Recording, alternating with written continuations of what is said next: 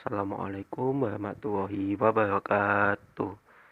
Perkenalkan, nama saya Raihan Saputra Fikri, NIM 230512040057 dari program studi Teknik Informatika kelas B angkatan 2023 dan dosen pengampu oleh Pak Agus Prihanto, ST MKOM.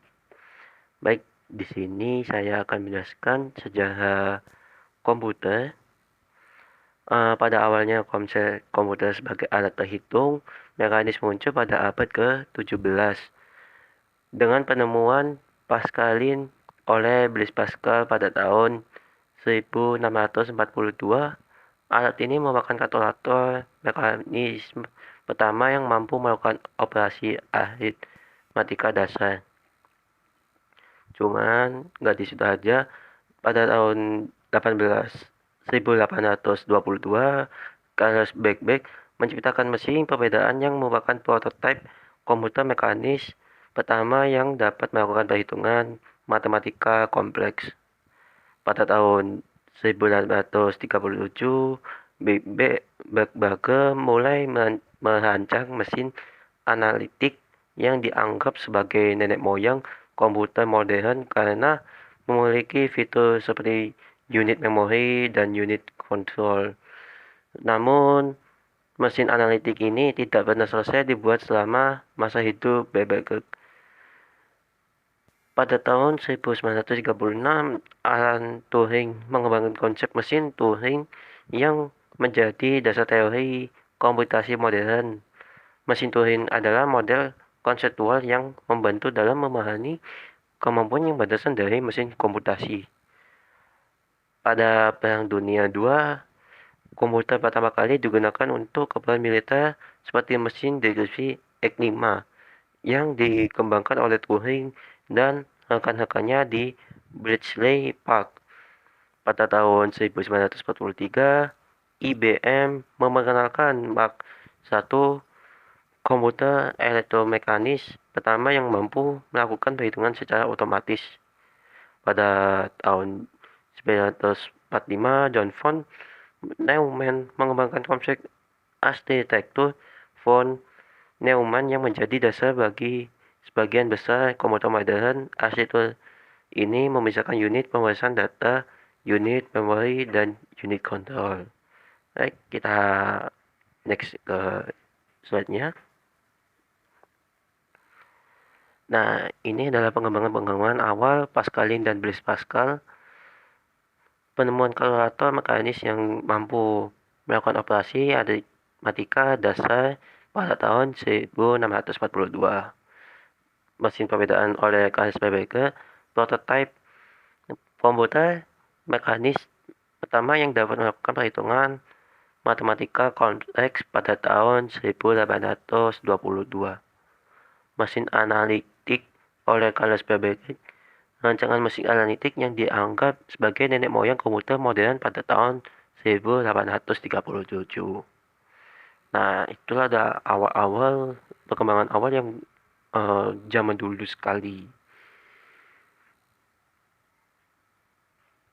Nah, ini pas saat di perang dunia tadi yang saya jelaskan tadi, mesin deteksi Enigma ini digunakan sebagai keperluan militer pada pertama kalinya yang dikembangkan oleh Alan Turing dan rekan-rekannya.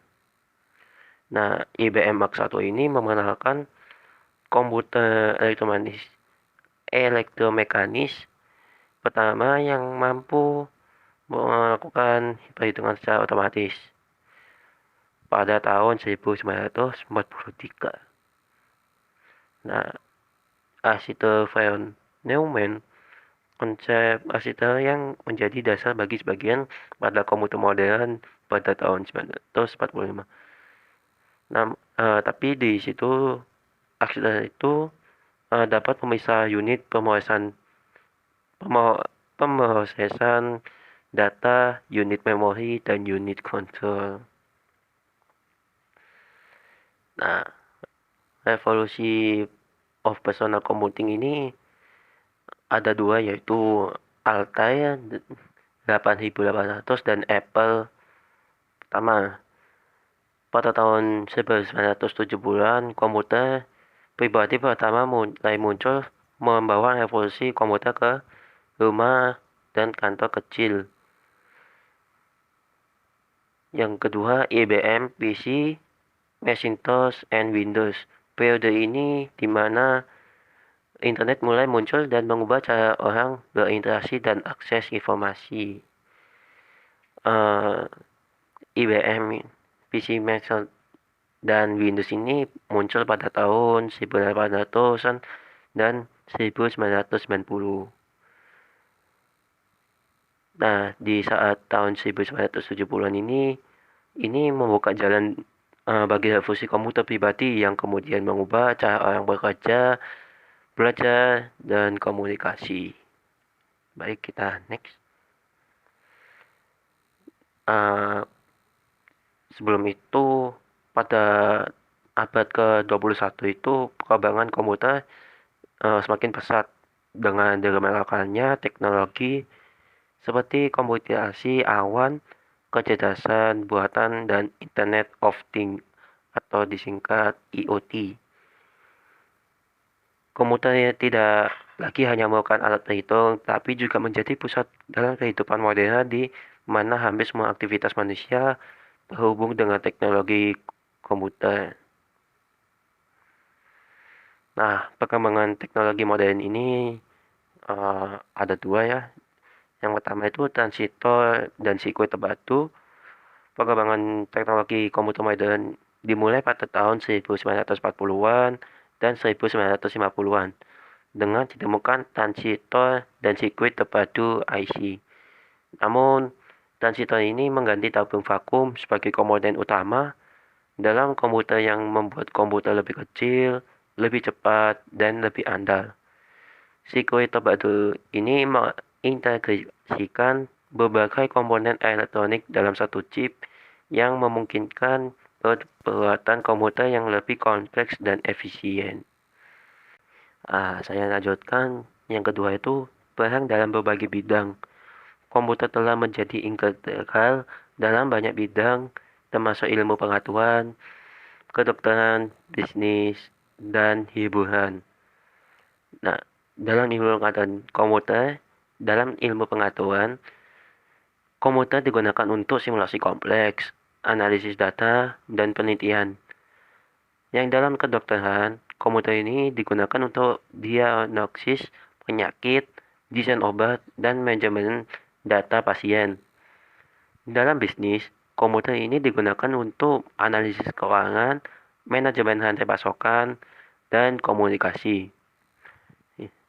Selanjutnya itu yang terakhir itu dalam hiburan, komputer ini digunakan untuk pembuatan film, desain game, dan produksi musik. Selain itu, komputer juga memainkan peran penting dalam transformasi digital yang sedang berlangsung di banyak negara. Transformasi ini melibatkan penggunaan teknologi, informasi, dan komunikasi untuk meningkatkan efisien, produktivitas, dan kualitas layanan dan dalam berbagai sektor. Namun, perkembangan komputer juga menyebabkan beberapa masalah seperti kekhawatiran tentang privasi dan keamanan data, serta dampaknya terhadap lapangan pekerjaan. Beberapa pekerjaan dapat digantikan oleh otomatisasi dan kecerdasan buatan.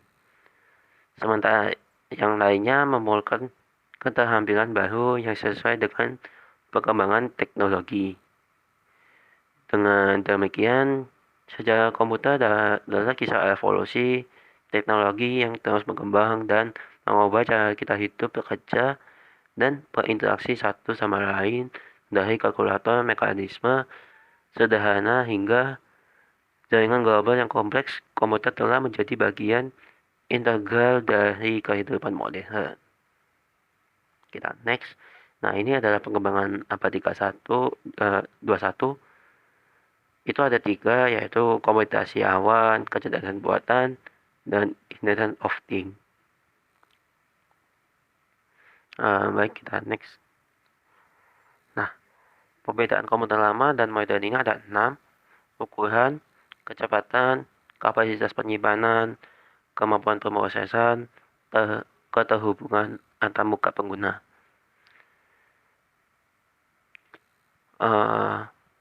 Yang pertama itu ukuran itu komputer lama umumnya itu lebih besar dan lebih berat dibandingkan dengan komputer modern yang lebih kecil dan lebih ringan.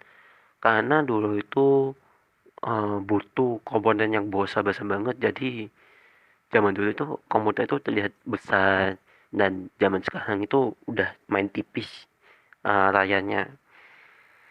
Yang kedua itu kecepatan. Komputer lama memiliki kecepatan yang jauh lebih lambat dibandingkan dengan komputer modern yang memiliki kecepatan yang sangat tinggi.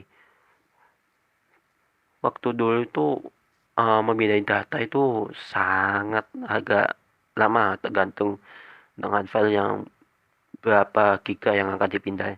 Namun sekarang ini udah ada SSD dan NVMe yang itu prosesnya itu pemindahan data itu sangat cepat banget. Ya nggak secepat cahaya ya, beda. Yang ketiga itu kapasitas penyimpanan. Kapasitas penyimpanan ini komputer lama terbatas, sedangkan komputer modern ini memiliki kapasitas penyimpanan yang sangat besar. Dulu itu 128 MB itu udah dianggap besar waktu dulu.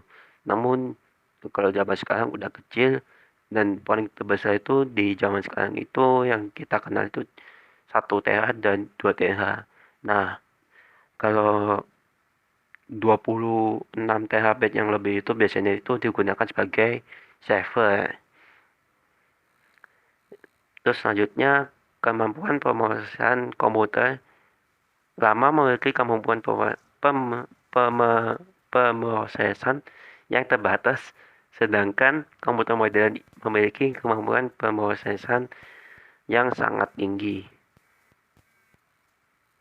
Jadi kalau proses itu dulu agak lama, terbatas banget, dan kalau sekarang ini udah semakin canggih ya, semakin banyak fitur-fiturnya, jadi agak mudah.